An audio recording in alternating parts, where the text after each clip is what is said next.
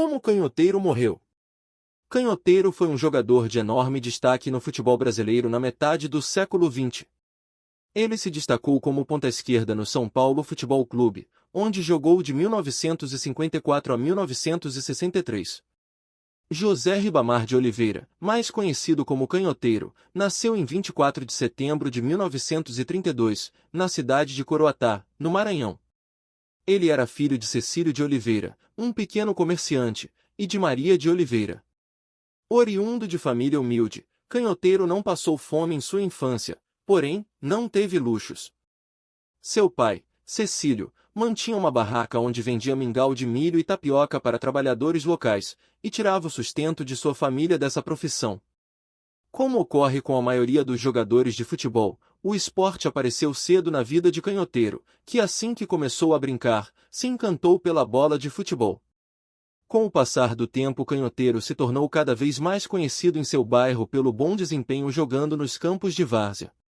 Esse comportamento ligou um alerta em seu pai que não gostava que seu filho ficasse tanto tempo jogando futebol ao invés de se dedicar aos estudos. Sua preocupação era que ele terminasse sua vida vendendo mingau de tapioca assim como ele, e não conseguisse ter uma qualidade de vida melhor. Seu pai Cecílio tinha outros planos para ele e desejava que o filho se tornasse médico. Para impedir que Canhoteiro jogasse futebol, Cecílio às vezes o amarrava ao pé de uma mesa, no entanto de pouca coisa adiantava, já que assim que o menino encontrava uma oportunidade de fugir, ia correndo jogar futebol. Na década de 40, durante sua adolescência, Canhoteiro era caçado pelos times amadores da região para participar das partidas e fortalecer o elenco desses clubes. Um desses times era o Moto Clube de São Luís e o América de São Luís, times onde iniciou sua carreira. Em 1949, o jogador chamou a atenção do América de Fortaleza, e o presidente do clube foi pessoalmente conversar com o pai do jogador, para convencê-lo a permitir que seu filho assinasse contrato com o clube.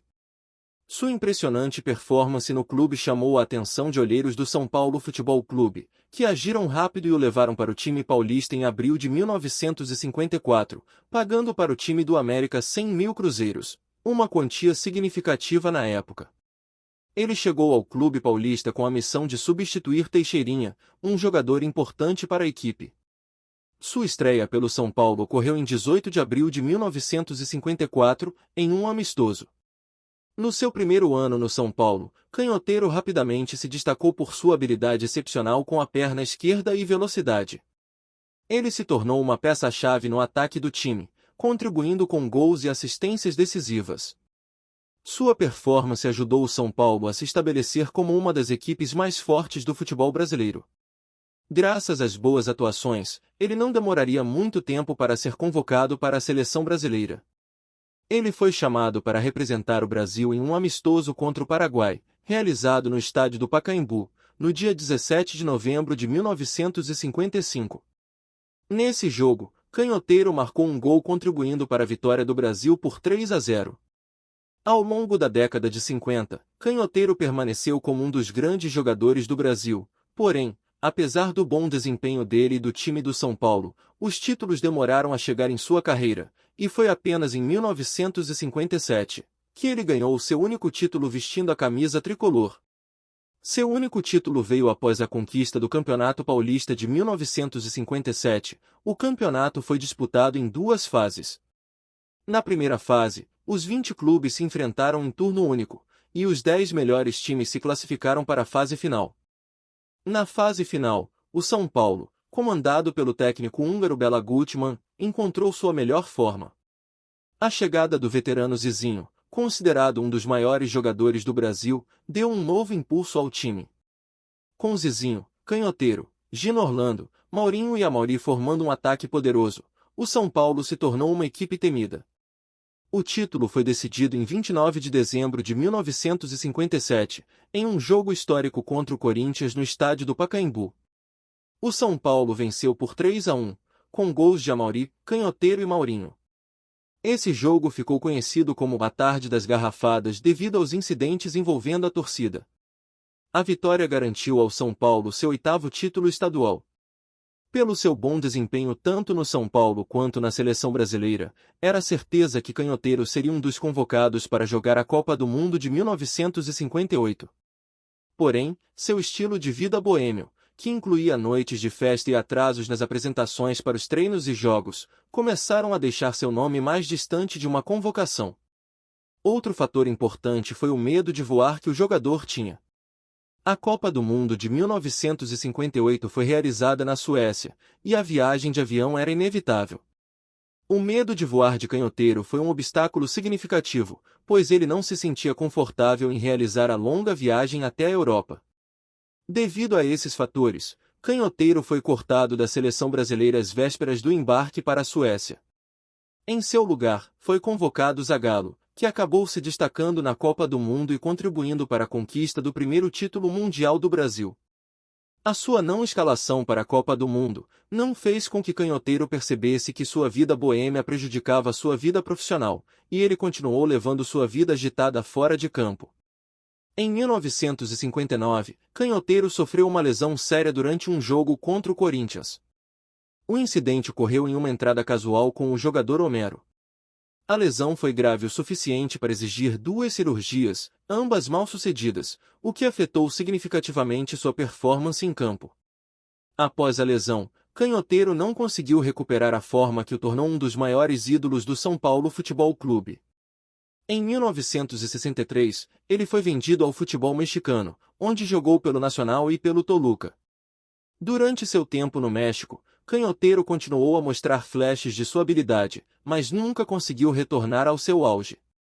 Depois de 3 anos no México, Canhoteiro voltou ao Brasil, já fora de suas melhores condições físicas. Ele encerrou sua carreira jogando pelo Nacional, de São Paulo, e pelo SAAD, de São Caetano do Sul. Foi após sua aposentadoria dos gramados que o jogador realmente percebeu as consequências de sua vida irresponsável. Boa parte do que ele ganhou como jogador de futebol não existia mais, e ele não conseguiu juntar nenhum patrimônio significativo. Sem uma fonte de renda estável, ele enfrentou dificuldades financeiras significativas.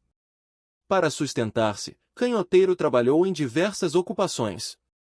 Ele foi funcionário do Banespa, onde servia cafezinho aos colegas de trabalho. Apesar das dificuldades, ele sempre manteve um sorriso no rosto e era querido por todos que o conheciam.